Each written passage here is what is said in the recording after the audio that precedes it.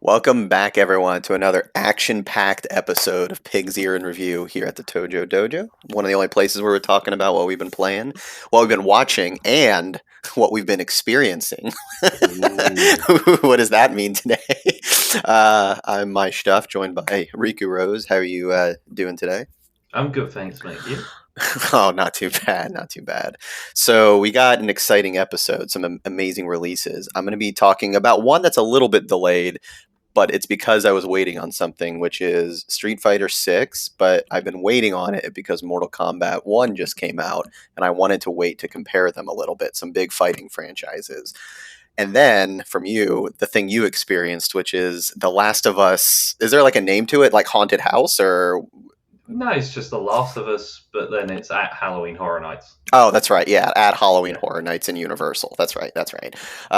Which I'm excited to hear about as well, because I would like to go do that at some point. But we'll see. We'll see what you think here in just a second. So to start off, though, with some fighting games. Do you like fighting games or not so much? I used to like them more than I do now, and I don't know if it's a spare time thing. Mm-hmm. Because I will still play like Smash Brothers. Every time Sure. a new Smash Brothers comes out, and Yeah. if like someone says, "Do you want to play it?" Yeah, I'll play Smash Brothers. Mm-hmm.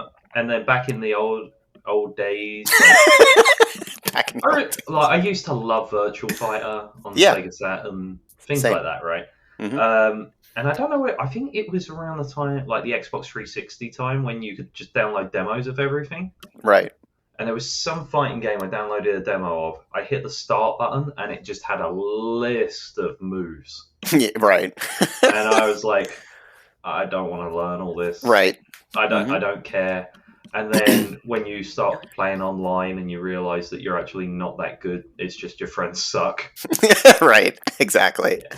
Yeah. So fighting games, I feel like I have a interesting relationship with, because it's basically the same as you starting out, where kind of older days, yeah, they were simpler, but I would say they were more accessible too, because like you could go right in, start having a good time. You didn't really, it's one of those, like, what is it, easy to learn, hard to master kind of mentalities. Yeah. I feel like with those older style fighting games. That's But punch, yeah, that's kick, that's jump. Like, exactly.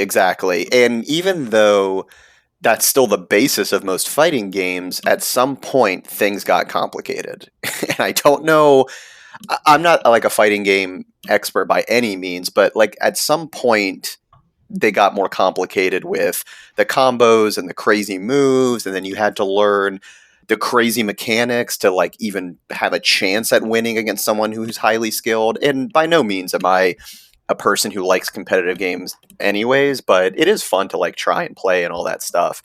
But at some point I stopped playing them completely, just because, yeah, it got annoying. And to be fair, Smash Brothers kind of made things a little bit more fun again, but then that had a pro scene come up, and you can do all kinds of crazy shit with that too. But I would still say Smash Bros is still pretty accessible for the most part. That's not like a strict 1v1 fighting game purely, you know what I mean? there is also still some luck to that. Like your friend who doesn't play much can like get a hammer and knock you off. You know? Yeah, exactly. Yeah, the items definitely play a big part too. And honestly, I feel like games like that, and even like Mario Kart, any kind of fighting games, sports titles, they're more fun when you're playing someone who's of a similar level Yeah. to you. Mm-hmm. Exactly. There's no fun in just beating them 100 times. Right. Yeah, yeah, a challenge is a part of it. And to be fair, I think in recent generations of fighting games, they've gotten better with like matchmaking and trying to have levels to essentially do that. So to be fair, it is getting a little bit better. But either way, at some point, I certainly fell off fighting games.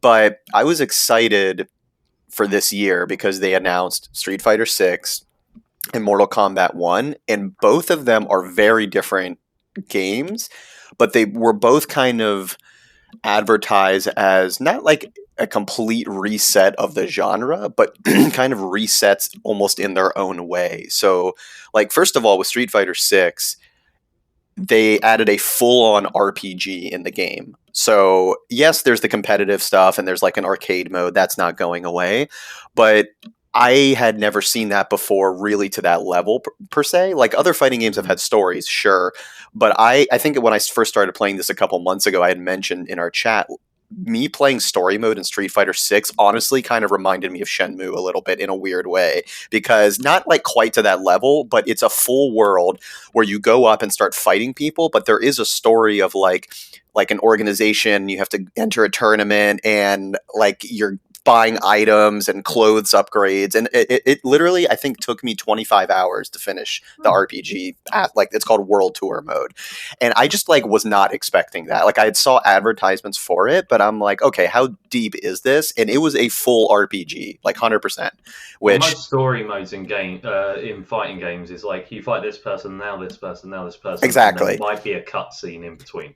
Exactly. So this one is great. So first of all, just the fact that they had this mode was already a sell to me, because like I said, I don't care about competitive online play. That's just not what I do.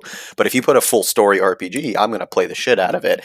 And what's great, the big sell for this game is once you create your character, which by the way, there's some obscenely grotesque character creations online for this character creator mode. So just go look that up, and that's funny in its own right. But the best part is you can essentially go up to anyone in the game, like walking around in these like streets, and just beat them up. Like, it doesn't matter if they're like a 15-year-old teenager or a 90-year-old grandmother. You can just go up and punch them and start fighting like immediately. And that is amazing. Yeah, is it worrying I want to play this game now? I'm just saying, you can fight anyone, and it's hilarious too. So that in itself is just a fun little freedom. But then once you're fighting, it's just like a normal fighting game with a couple of little side Do they mission type fight of things. back? Yeah, yeah. So like when like the 90-year-old grandma tries to hit like the muscly guy, does she just like bounce off him? Well, there are different levels of difficulty, Okay. but you might be surprised with some of them who have like a higher level, and they look like they're like a 90-year-old grandmother basically. Yeah, It's goofy. I like the idea. It's like that movie, The Wedding Singer, where the old man like tries to punch the guy, like belly. Exactly. Exactly. So it's just goofy. I don't know who made the decision that you could punch anyone, but it was that in itself is hilarious. But the actual fighting mechanics are great because you get to explore these different areas and see all this cool stuff.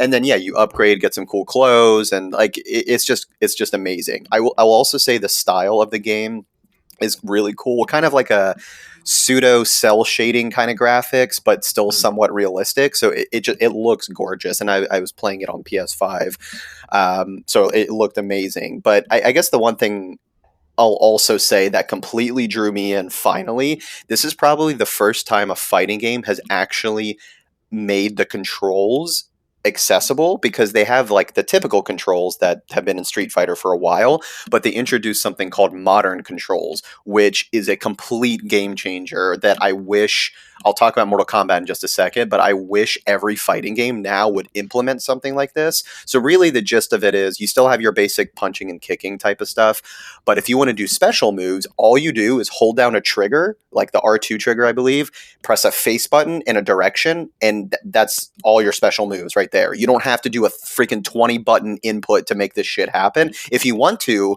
because there are still some pros who do that, who prefer it to have more like tighter control. But if you're at like my level, just trying to like do a cool move and play through the story, that's all you really need to do. And it completely changed the game for how like fluid you could be. Like, I was pulling off 10 to 15 hit combos like it was nothing, and I like couldn't believe it basically. So out of curiosity, does that give you more incentive for something you would want to try?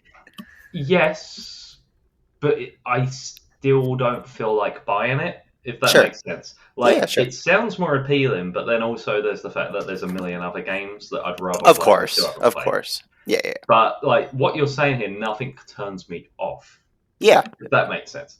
Yeah, So I exactly. imagine someone who's a bit closer to trying fighting games out than me, Mhm. this probably sounds more appealing to them. Yeah, and like I said, I almost like I haven't bought a Street Fighter in years. Like, I didn't buy Street Fighter 5. I barely played 4.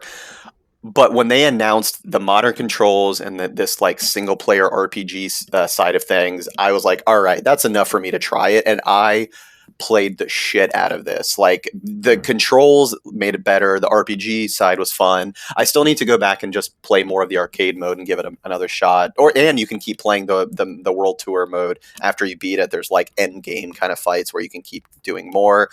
But either way, this without question is like one of the best fighting games I've ever played. It is accessible, is really cool. If you don't give a shit about multiplayer, there's a full RPG for you to play, and you could just get satisfaction from that, honestly. They do such a good job with it. So overall, Street Fighter 6, huge thumbs up. Like, I love this game. There's more DLC coming out for characters, a couple of which I think are out now. So just like amazing game. Highly, highly recommended. Even if, like I said, fighting games aren't your thing, this is a great game to get in and like really try playing it, essentially. So it just surprised me. Like, I was not expecting it, I guess. Like, I didn't think I would ever go, damn, I'm loving a new Street Fighter. That's never happened for me. Yeah, but sometimes they're the best like games as well that sort of shock you with how much you love them. Yeah. Like, I think the 2 games last year that I was like, you need to play these was like Disco Elysium and like 13 Sentinels. And they're both games I was like, I've heard good things, I'll give it a go. And I was like, oh, I wasn't expecting that. Like, yeah. Mm-hmm. And it's like when you go see a movie that you're like, I think that's a lot better than I was expecting it to be. I really enjoyed that.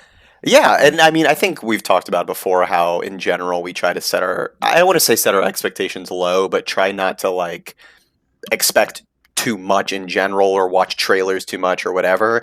And this is one of those cases where I was like, all right, there's enough about it enticing me. Whatever. It's not going to kill me to give it a shot. And I ended up just, like, loving it. So just really, really solid game.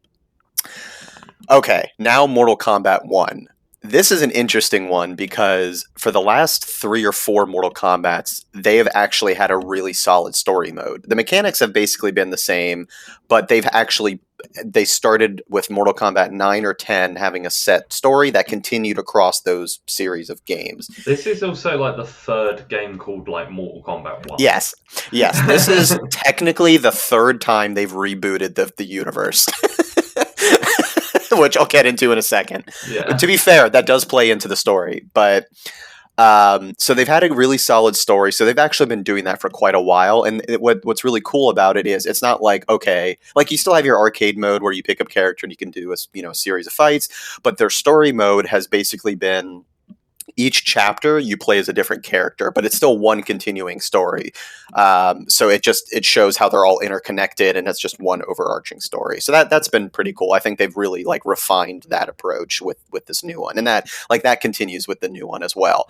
But the reason why it's called Mortal Kombat 1, spoiler alert, I guess, at the end of 11, all of time essentially gets blown up and Liu Kang becomes like the new god. I hate when that happens. Right? Classic. We've all seen it before, right? So traditionally with Mortal Kombat, Raiden has been like the main like god character, but at the end of the last one, it basically transferred to Liu Kang, and then this new universe, because Liu Kang is on the cover, he's essentially like the god of this new timeline. And spoiler alert again, we got another multiverse story. I thought we were done with this, but apparently we got more. Love these days. Everything's a multiverse. Ruined it. Mm-hmm. I'm not going to say it's done bad or anything like that, but it just makes me laugh that we're still doing multiverse stories like this many years in a row. Well, you got to think they probably started making this game when like multiverse was becoming popular. Yeah. It's been a few years in development for sure. So it's not a bad story by any means, but it's just funny. It just cracked me up. But really, this is essentially the start of a new timeline. And what's cool about it is they can take all of these stories that have sort of been hinted at in past Mortal Kombat games and kind of really make them essentially canon of like, okay, these characters really are enemies, brother and sister, whatever. And they're really like, it's a new timeline, so they can do whatever the hell they want. But what's funny, though, is they do acknowledge that this is a new timeline, which is kind of neat, I guess. So they talk about stuff that happened in the previous timeline, kind of briefly, or just kind of hint at things. But they bring in kind of all the best characters from those past versions and say, okay, here's the new timeline with these same characters, but kind of just in a different light. And the story is really cool. It's about Liu Kang starting another Mortal Kombat tournament between the realms. Whatever. It's Mortal Kombat. The story isn't like really that important. It's whatever, but it's fun. The story's based on a Scandinavian church song. Did you know that? Wait, what? What do you mean? Yeah, it's a Finnish hymn. Wow. Yeah. Wow. You're here all week, folks. That's a good one. I can't say I've ever heard that one before. Thank you, thank you. I'll be quiet now. No, yeah, don't forget to tip your waiter, folks.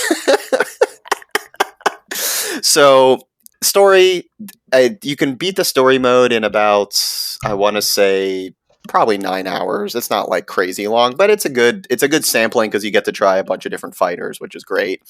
Other than that, there's of course online. There's a basic arcade mode, but to compare it now to Street Fighter, they kind of have a I'm trying to think of the best way to describe it. It's called invasion mode, where every, I think, month they kind of swap it out. But it's basically, imagine like, you know how in Mario 3D World you have the board where you go between levels like on that board. It's kind of like that, but each level is like a different fight with like modifiers and stuff like that to make it like challenging.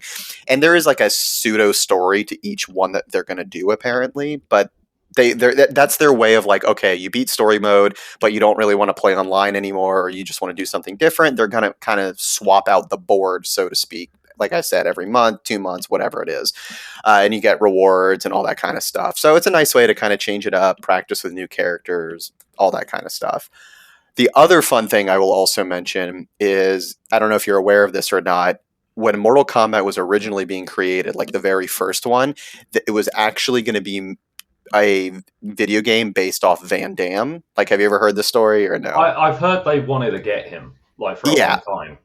Yeah, because they essentially loved the movie Kickboxer and Bloodsport and all those movies he was in, and it was Van Damme in the late '80s, early '90s when he was still pretty big, yeah, he's still big. Unfortunately, for whatever reason, and it wasn't a bad it's not like there was some bad event that happened, but for whatever reason, they essentially couldn't get him. And then that's when they pivoted and turned it into Mortal Kombat. But the thing is, if you play it right from the very beginning, Johnny Cage is essentially Van Damme. Like, it's very clear he's a Van Damme like knockoff. He even does like the splits, which for some reason Van Damme became famous for. I'm not sure why that was his thing, but that was his thing. And they never really, like, they always acknowledged Johnny Cage was a movie star, but they never said, oh, it's clearly Van Damme. But everyone like knew it was him. So now it's come full circle with this new one. You can not just get a skin of Van Damme for Johnny Cage, he actually recorded lines for like the intros and outros of fights. So it's actually Van Damme in the game as Johnny Cage, or it's one of the costumes you can essentially pick. But that I thought was hilarious that they actually finally put Van Damme 30 however many years later in the game. And so I tried playing at him as him, and it's hilarious. It's great.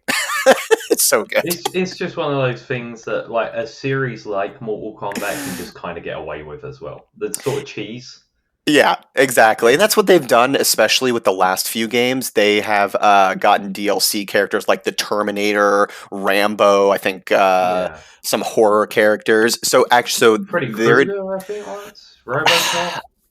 Yeah, RoboCop was one. Yeah, there was a couple of horror franchise people. I honestly can't even remember anymore. But what's interesting is the DLC pack for this coming out soon is going to have more like non-Mortal Kombat characters. So they're going to have Peacemaker, like John Cena's Peacemaker. They have, is it Homelander, I think, from The Boys, right? A couple of Mortal Kombat characters too, but then I think there's one other person that I can't remember who it was, but like they're continuing that tradition of just putting whatever weirdos they want. So that's fun. Like, and that's why I have to say Mortal Kombat probably is still my favorite fighting franchise just because of how goofy and weird it is. I loved Street Fighter 6, like I said, but Mortal Kombat is still, it really is my top just because of how out there it goes and just how weird, cheesy, sci-fi kind of kung fu sort of vibe that it has. So it's a fun time. As far as the fighting style it goes, unfortunately, this is where I compare it to Street Fighter. There are no modern controls. It's just the classic one. They do improve things, I will say. It's not as clunky as I feel as the last one, which makes me happy, but there's still, like, you have to learn the combos. There's not like a quick button per se. So that kind of sucks. I don't think they probably could have shoehorned that in after they saw Street Fighter did it, if I had to take a guess. But but the controls are still good. Like, it's a good game to play. So really, to wrap it up now, I know I've been talking a lot about these. It's a thumbs up as well. Both of these games get thumbs up for me, but I think for kind of different reasons. Like, Street Fighter 6 is super accessible, but I feel like Mortal Kombat 1 is a more, like, I don't want to say fleshed out experience, but like there's more like substance to it. Like, there's more story. I feel like the characters are cooler to me personally, but I guess that's a matter of taste. But I would say recommend both of them for sure, but they are different fighting games. Like, they feel different. Probably for different people. I think it's like what you've told me about Street Fighter, that I lean more towards that, I feel like. Mhm. But I think there are also games that you could look at the trailers, not even just reviews, but trailers, Yeah. and be like, what art style do I jive with more Yeah. here? You know? Yeah, if you like the more, like I said, goofy kind of kung fu, sci-fi, like cheesy sort of things, then that vibe is definitely Mortal Kombat. But if you like the more sleek, almost Japan, modern, that side of things, that's definitely more Street Fighter. They both have their pros, definitely both have their cons. But it is funny that both of them came out this year, only within a span of 3 or 4 months of each other. Mm-hmm. They were both kind of resets in their own way, and both pulled it off successfully, which I think is great. Like, I'm glad that there are two different kinds of fighting games, both pulling it off successfully, and you can either enjoy both or pick your favorite. But yeah, I don't know. I just wasn't expecting to get two amazing fighting games this year that I would love both. It's just kind of shocking to me. So highly recommend them. More DLC to come for both of them, and I'm definitely going to keep playing them, even though like we said, there's like 800 other games coming out. It's definitely a game I can come back to. Both of them I can come back to. We'll be seeing you at Evo next year. Yep, I already got the training regimen in. I'm drinking my protein shakes. I think that's needed, if I'm not mistaken. You know, actually, it's funny you mentioned that. I was considering getting a fighting stick for the first time in my life. I may be still considering it, but they are expensive, so we'll see. We'll see. I want like a Rocky IV training montage. Okay, but if instead of me climbing up a Siberian mountain, like, should I climb up to, like, what, a Best Buy or something? No, you should climb. You should have the fighting stick on the top shelf in a GameStop, and literally like climb the other shelves, like pulling them down. Just start knocking them down. Yeah. We're leaving the pit where security asks you to leave. But hey, you know what? What a video! What a video! Yeah. So, anyways, those are my reviews. Highly recommend both of them. I think people should give them a shot, and even if you're not into fighting games, I think you would still like them. So, but yeah, okay. Over to you. Over to me. So, Halloween Horror Nights. Mm-hmm. They had their first ever video game inspired house. Ooh, spooky. The last one. Yeah, Universal's getting big on their video games now, because they've also got all the Nintendo World in Japan and California now. Well, they have Resident Evil in Japan, right? Yeah. Actually, yeah, I guess they've had that one first. Because they've had that like 3 or 4 years in a row. Which I would love to go to. Mm-hmm. So first video game inspired house in America. Yeah. Mm-hmm. Right. Because I'm in Florida, so I went to the Universal Halloween Horror Nights in Florida. And I've been a couple of years before. Mainly I like doing the ones for like properties I know. They normally have like 5 IPs and then like 5 just random houses that they've like made up the stories for. Sure. There was like one this year about like a Yeti. One about the blues musician who sold his soul to the devil, things like that, right? Yeah. And normally they also get like a celebrity sometimes. Like last year there was a house that The Weeknd collaborated on. Weird. All right. Yeah, like you just go through some rooms and he's like being electrocuted in a chair and. Oh, not him. Like, he's not actually there, is he? No. Oh, okay. They'd be like a mannequin that looks like The Weeknd. Okay, got it. I mean, that would be kind of fun if he popped in, like, just randomly on one night. Because wasn't there that one video years ago where, like, Johnny Depp showed up as, like, what's his face? Jack Sparrow, like, at Universal or something. Or not Universal, Disney, I mean. Yeah, that'd be funny. Well, there was a couple of years ago, Rob Zombie did a house as well. Yeah. Mm-hmm. And then I'm a big Guns N' Roses fan. Like Slash did the music for like the Universal Monsters house. That's awesome. Yeah.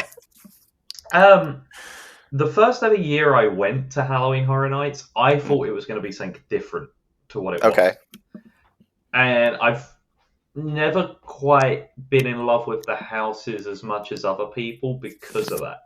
Okay. I thought you go in a room, and you know, like when you go on a ride at a theme park, you go in the room before, and they normally like play a video, and Hmm. stuff happens in the room and stuff like that.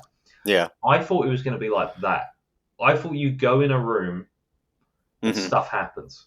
Like Sure. closet doors would start slamming, you'd hear Hmm. screaming behind you, stuff like that, right? Yeah. Yeah. And then we went in our first house, and I realized it's a conga line.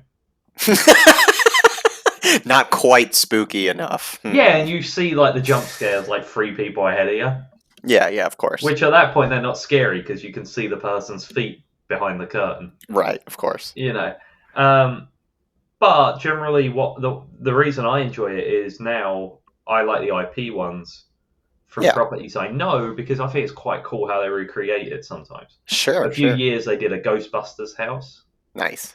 So like you go through the library and then you go into her apartment and you see a woman sitting there and like the hand come up from the chair Yeah. and grab her and stuff like that, you know? Hmm. And like they find the big marshmallow man at the end.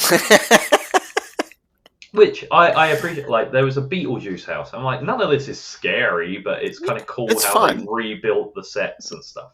Yeah. Exactly. So they did exactly. The Last of Us, and they kept stressing like this is based on the game, not the Mhm. show. And I think that's probably just because of rights.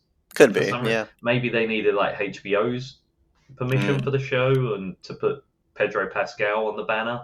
Yeah. You Good couldn't get point. it, but like so instead you've got video game Joel and Ellie, right? Okay.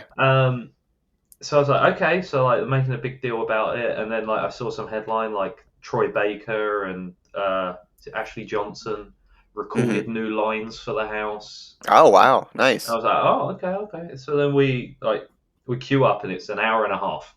The line. Jesus. I was Okay. like, right. And I was like, well, this is the one I want to do. And honestly, the best part I find of Horror Nights is getting drunk in the lines. Yep. That's fair. Right. So Yeah. we're like, right, let's get a drink. We'll get in the line. So I'm in the line, and normally in the lines as well, like halfway point, they have a bar. Uh-huh. So, but they didn't this year. Oh, lame. So I'm halfway through. I've finished my drink, and then you're just standing there for 45 minutes. I got to bring a couple with you, I guess. I'm like, crap. So we get in, and there was no story much to this, or even immersion. Okay. Right. You literally, like, the first room we went in, it was just like a car was there and a guy dressed as Joe, and he was like, Ellie, go. Wait, are you supposed to be Ellie? I don't know, because then, like, the next room, this girl comes out dressed as, like, Ellie, and she's like, Joe, Joe. And I'm just like, okay. And then just, I felt like we went through 5 rooms that were, like, either, like, just concrete walls, like, facilities, and a clicker would come out. Okay. And that, like, whether the small ones or that big bloater type one. Right. And then it was over. That's it? And yeah, pretty much. And I was just like, oh, okay. Because, like, as I said, normally if you go through the Ghostbusters house, like, you go through the story. Yeah. But this one just legit felt like maybe there was 2 or 3 scenes, like, that had some sort of theme in, like the game. But it didn't feel like a story in any way. So wait, how much total time would you say you were actually in the house? Oh, maybe 2 minutes. 2 minutes? Yeah. Okay, fuck that. Yeah. I was like, oh, really? I'm sure if you go on like YouTube and find a walkthrough of the house, you'll like be able to see like more accurate time.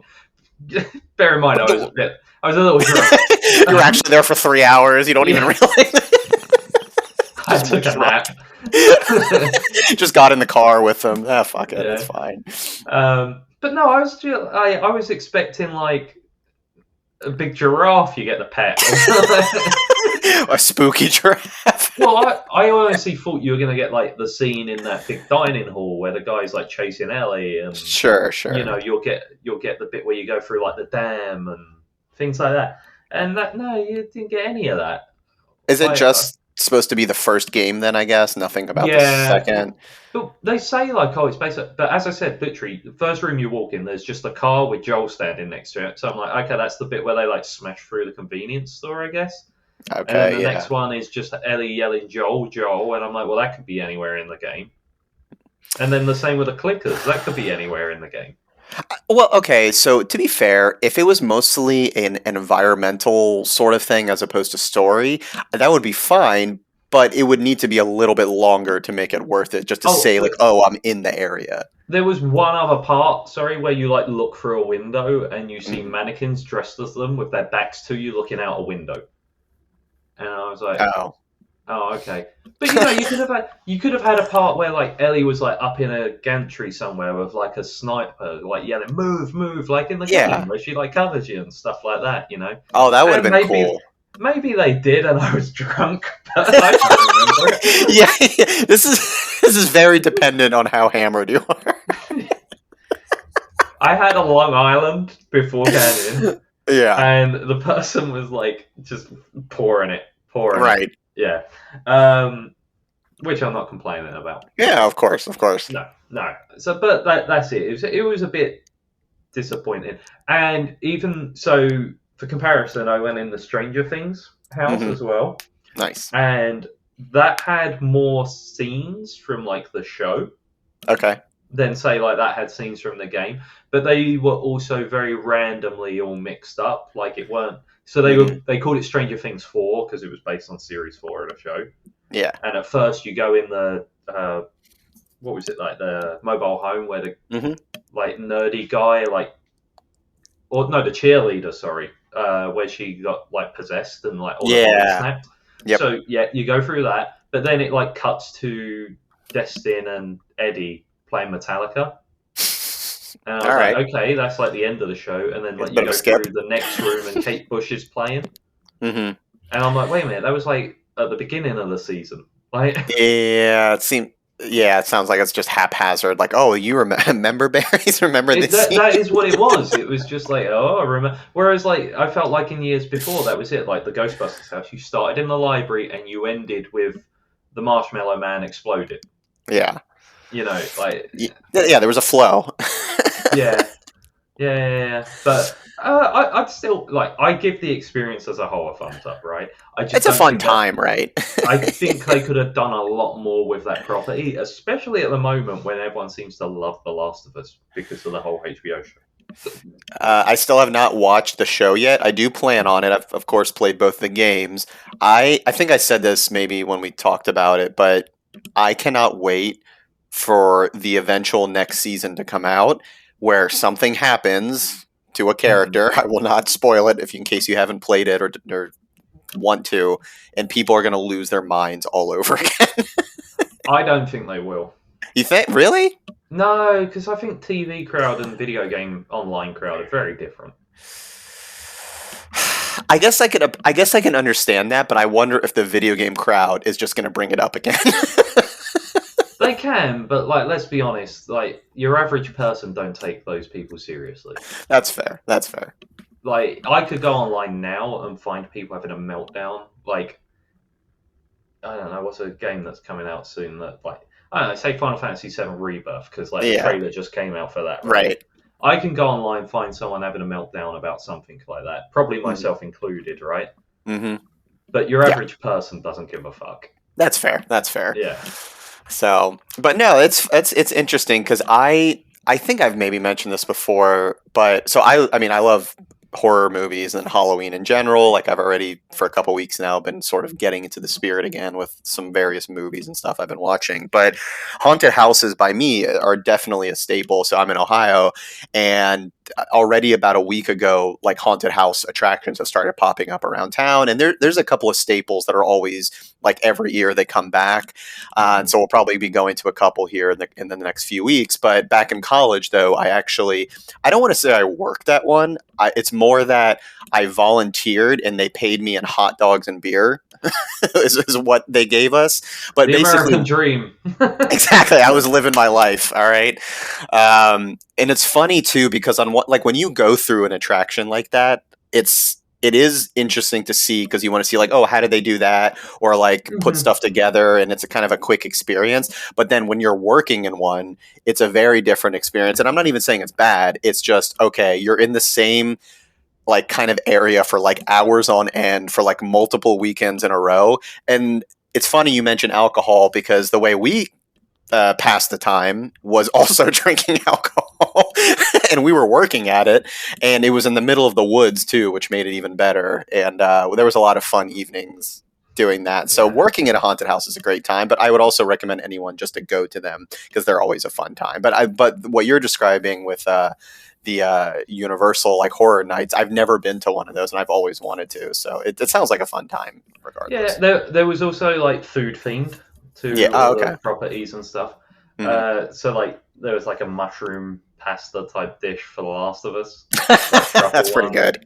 Yeah, like they had like a what was it for Stranger Things, the Hawaiian pizza boy. Oh yeah, they had like food stalls set up for that and stuff. That's like cool. That. That's cool. Yeah.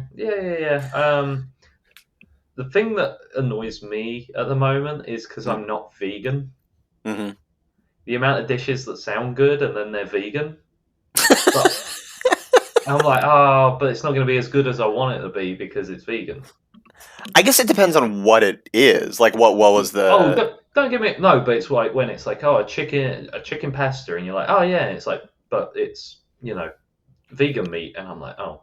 I see what you mean. You know what I mean? Like, I feel like every menu now on a food stall that has like 4 options, and one of them's vegan. Mm-hmm. I'm like, oh. But just give it a shot. Give it a shot, though. You never know. Set up one vegan food stall. I could see that. Yeah, I could see that. And then don't take away options from the rest of us. You need to revolt. Put in a petition. Destroy the planet. Come on. I want my kids to have to smoke cigarettes because it's the cleanest air they get. Yeah, come on, guys. Let's do this right. That's funny. So do you think, since you didn't experience all of them, like you were saying, are you going to like go back again and to do the rest? No, okay. We're not doing it this year because we're going to Japan in a few days. Yeah, that's fair. We're going to do the Halloween Horror Nights there, which I'm sure when we come back and do our reviews, I'm going to do like a Resident Evil one and definitely Mario Land and stuff like that. And then once we get back, it's like going to be wrapping up, and also those things get so busy the closer to like Halloween you actually get that we always try and do it like earlier. Otherwise, that 90-minute line's a 3-hour line. Yeah, fuck, that's right. Yeah, and the express passes are like $300, and I'm like, fuck that. Yeah. It's a theme park, Universal, so it's already packed. But yeah, that's a good point. It's probably even worse on those days. Ugh, that sucks. No, honestly, one of the best things is if you can sit it out till like 1 or 2 a.m. Because you can get 3 or 4 houses done in like the last hour or two. It's like going home. Yeah, I mean, how late? That's how late it stays open till. Yeah. Okay. The event officially starts at like 7 p.m. Oh, that's a good point. Yeah, it's not just like an all day thing. Yeah, that's a good point. Okay. They don't want to scare kids. Oh, I guess. Do you need a separate admission for Horror Nights? Yeah, we paid like $70 each. On top of like a normal ticket. No, well, we have annual passes living here, but yeah.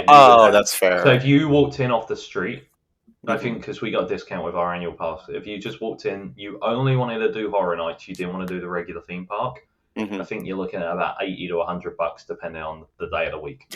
Oh, so you don't... Okay, if you want to, you can just show up at like 7 p.m. or whatever and just do that if you wanted. Oh, okay, got it.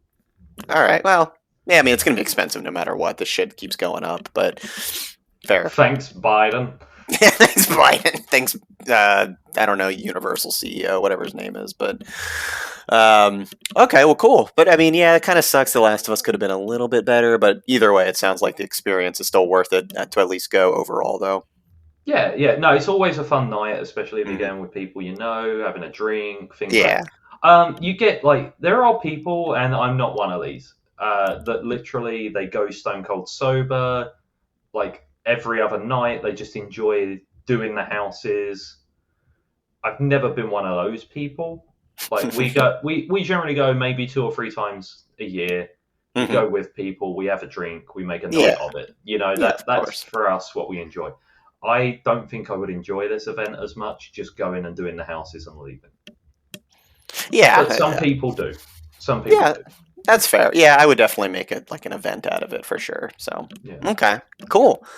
Well, nice. A nice little way to bring in the spooky season a little bit. I'm sure over the next few episodes we'll talk about more spooky things because there's a couple of big ones. There's a new Saw coming out and a new Exorcist, which I will definitely be seeing. So stay tuned for those. Don't get too Yeah. scared. And the Taylor Swift concert movie. The most horrifying thing known to man. Yeah.